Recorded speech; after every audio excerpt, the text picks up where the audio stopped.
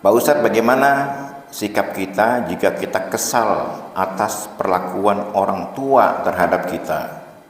Ini anak muda nih, kayak remaja nanya nih.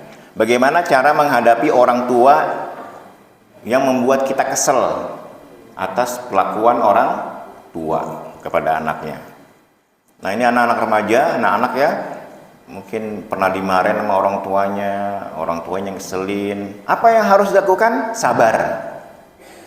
Yang dilakukan? Sabar. Nggak ada kata lain, udah. Orang tua gini-gini ngeselin banget, orang tua misalnya gitu, udah sabar. Kenapa? Karena orang tua sebenarnya udah kesal dengan sikap kita, Pak. Kalau dibayangin kesalahan marah orang tua kepada anaknya dengan anak kepada orang tuanya, banyakan mana kesalnya? Orang tua, Pak. Orang itu sebenarnya, orang tua itu dengan kita nih, sebenarnya yang remaja-remaja nih udah keselnya bukan main orang tua. Karena sifat kasih sayang keduanya lah yang membuat mereka itu, orang tua itu tidak berlaku kasar. Dari kecil, bukan dari remajanya, dari kecil lagi digendong, dipipisin. Ya kan? Anaknya, coba lihat ibu-ibu tuh lagi gendong, dipipisin. Bukan marah tapi ketawa. Ya anak-anak ya. Jadi sama orang tua, kalau orang tuanya bikin kita kesel, ngelarang ini, sikap kita sabar. Nggak boleh mengeluarkan kata-kata yang menyakiti hati keduanya. Kenapa? Karena orang tua itu kunci surga. Orang tua, apalagi ibu ya, itu kunci surga. Kalau kita melawan orang tua, nyakitin orang tua, udah kita nggak punya kunci surga, Pak. Sedahsyat apapun ibadah kita, tahajud kita, baca Quran kita, puasa kita, apapun, sedahsyat apapun ibadah kita pada Allah, kalau orang tua tidak ridho, nggak akan masuk surga kita. Nggak akan.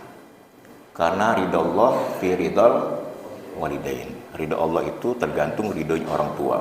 Jadi kalau orang tua mungkin mundur kita, ya, bikin kita kesel, sabar, ya. Karena sebenarnya orang tua sudah kesel sama kita sejak kecil, ya, mengasuh kita, diberakin, ya. Baru diomongin orang tua dengan dimarahin dikit aja udah kesel, ya. Itu anak nggak tahu, yang kurang ajar tuh, nggak tahu ini ya, bakti pada orang tua, ya. Jadi bakti pada orang tua itu sepanjang hidup sampai kita mati. Berbakti pada orang tua itu bukan orang tua sudah meninggal terus selesai bakti kita, enggak. Ya, bapak saya sudah meninggal. Bagaimana cara bakti saya pada orang tua, pada bapak saya? Doakan. Karena berbakti pada orang tua sampai kita wafat, bukan sampai orang tua wafat. Doakan, sedekah dengan atas namanya.